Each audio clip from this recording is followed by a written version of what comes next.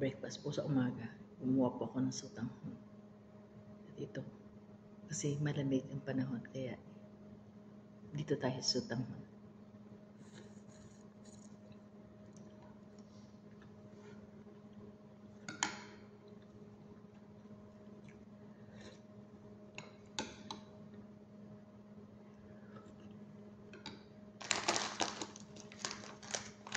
Sotanghon na may biskwit.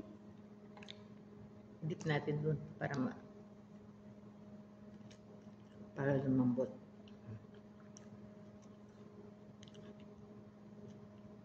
Pag nato po kasing panahon, ano na dito, winter na. Or hindi pa naman siya gaanong malamig. Pero pag hapon, hindi mo na kaya ang lamig sa labas.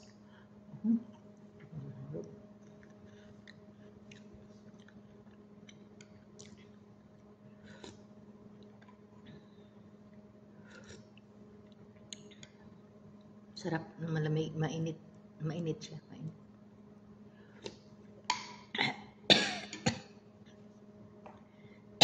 Mainit na maanghang. Nilagyan ko ng maanghang. Excuse me po.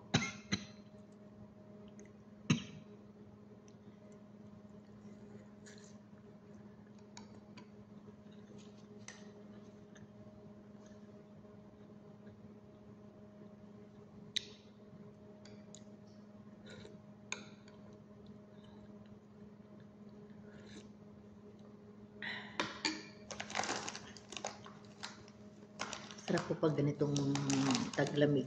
Masarap almusal yung talagang mainit.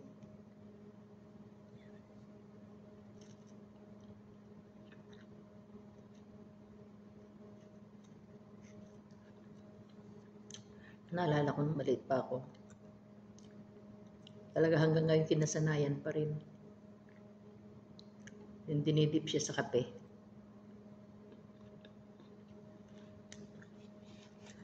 Pag nakasanayan mo na pala, hindi na yung mawawala sa iyo. Yung malamig, yung mainit.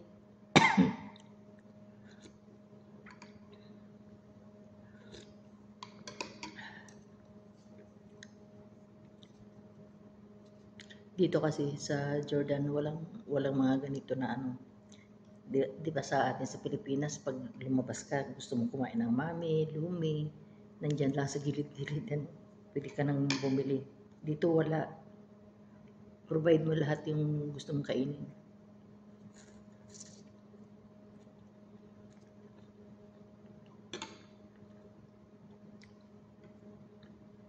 Buti naman yung amo namin dito, libre naman lahat na kung gusto mong magluto, pwede naman. Kung gusto mong kumain ng pagkain nila, pwede naman. Kaso kung marami ako hindi kinakain. Ang kinakain ko lang sa meat, chicken. Kinakain ko naman sa isda.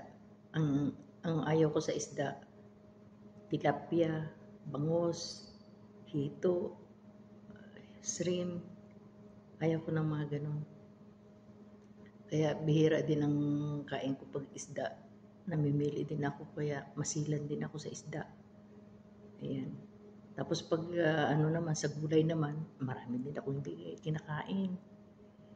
Kaya kung anong luto nila, pag hindi ko kayang kainin, hindi ko talaga makain. Kaya nagtitiis ako ng sarili kong luto. Pwede naman ako magluto ng sarili ko.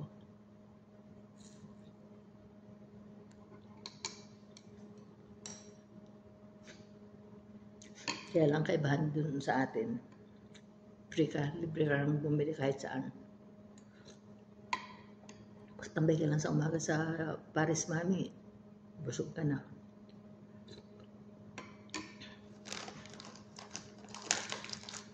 Kalimitan pag nasa atin ako, doon ako kumakain sa Jalip Paris.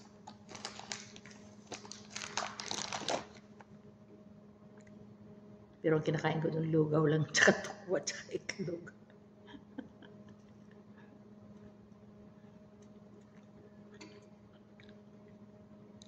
Hindi na rin ako kumakain ngayon ng baboy.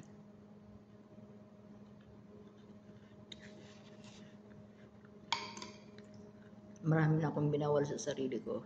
Kasi nagkakaedad na rin. Tapos kailangan mo talagang piliin yung mga kinakain mo.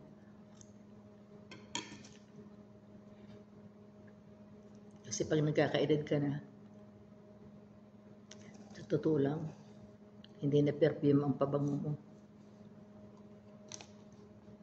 Iba na ang pabango mo ngayon. City di Manzanilla o kaya mga panghaplas-haplas na. Yun ang katotohanan. Kaya iwas na rin tayo sa pagkain. Yung mga sobrang alat, sobrang tamis. Ngayon hindi na ako nag-aasukal. Yung kape ko wala ng asukal. Bihira na rin ako kumain ng mga chocolate, cake, ice cream. Bihira na ako noon. Siguro sa isang buwan, madalang na isang beses. Ganyan. Kasi iniiwasan ko na rin yung yung magkakasakit ka, mahirap pag dito sa ibang bansa ka. Alagaan mo sarili mo, walang ibang mag-aalaga sa'yo kundi ikaw. Mahirap.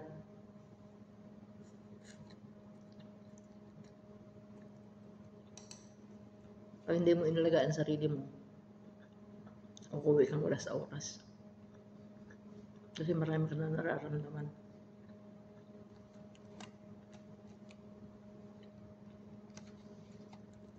Yan ang katotohanan dito sa abroad.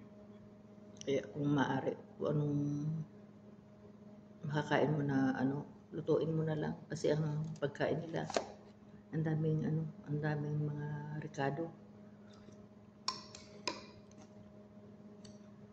Sa atin naman, pag mag-isa ka lang ng sibuyas, bawang, o timplahan mo ng kunting paminta, kunting mga ilalagay sa pagkain, okay na. Dito, sa katutak ang mga ingredients nila. So, wala kang pagpipilian. Kung talagang kumakain ka nun, wala kang choice, kumain ka. Pero nasa sayo naman yan, kung ayaw mong kumain, pwede naman. Katulad sa akin, nagluluto ako ng sarili ko. Minsan nag-i-steam lang ako ng mga vegetable, ganyan. At least, ko yung sarili ko, napoprotektahan ko.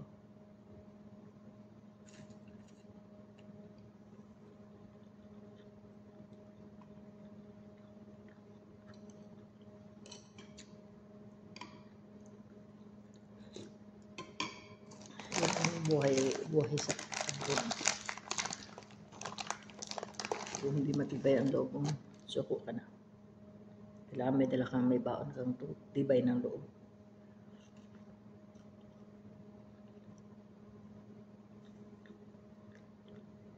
Mahirap pero kakayanin.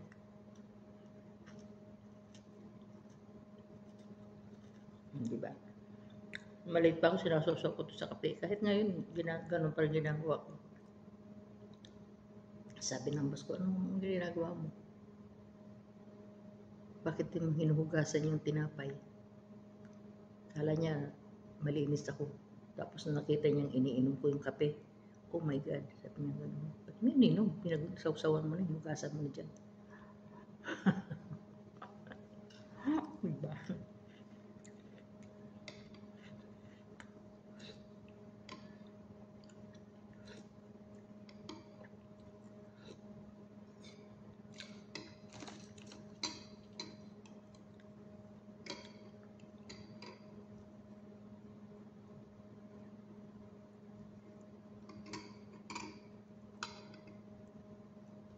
Iba talaga pag tumanda ka na, halos dito na ako tumanda.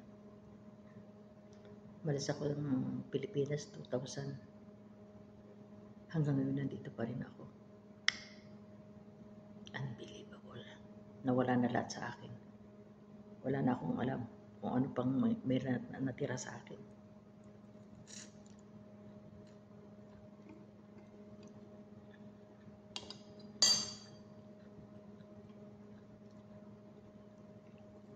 Buti na lang, mababait naman ang amo ko. Diba? Pag mabait ang amo mo, tatagal ka sa isang trabaho. Kasi Sila naman, hindi talaga sila, mababait sila. Hindi ka makarinig sa kanila ng sigaw or ano. Basta ayos lang ang ginagawa mo. Mahalin ka talaga nila. Tuturing ka nilang parang pamilya.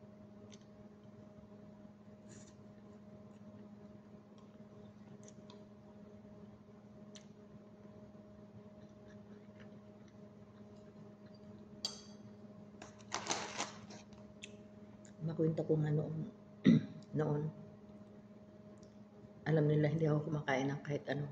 Chicken lang ang kinakain ko. Pag pumupunta kami ng mga party, sinasama nila ako. Alam nila hindi ako kumakain ng kahit ano. Ang ginagawa nila, tinitirhan nila ako ng chicken. Tapos sasabihin, pag tapos na sila kumain, sabi niya, sige na, kumain ka na. Nandun nakalagay yung pagkain mo sa ganitong lalagyan. Kunin mo na lang doon. Alam ko kung ano yung chicken lang talaga yun. Ganyan sila kabait. Alam nilang hindi ako kumakain ng kahit ano. Kaya pinagtatabi nila ako ng chicken. Bago sila kumain, tatabihan muna nila ako ng chicken. Ganon sila kabait.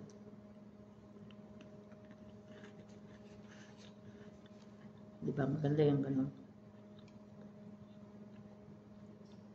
Yung ibang amo, wala nun. Hindi ka makatikim ng ganon. Sigaw at ano lang makukuha ang utos.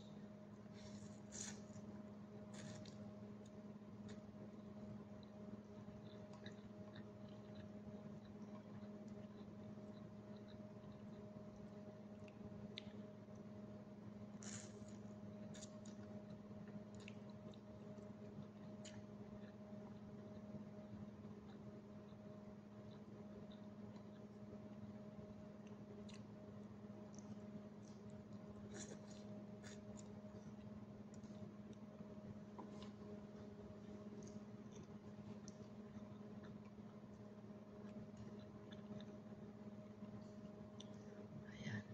Maubos na yung aking pagkain. At dito na lang po ako. At maraming salamat.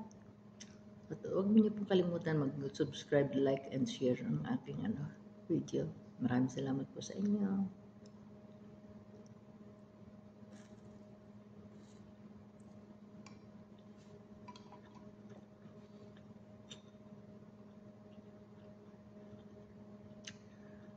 Ganito na lang po. Bye!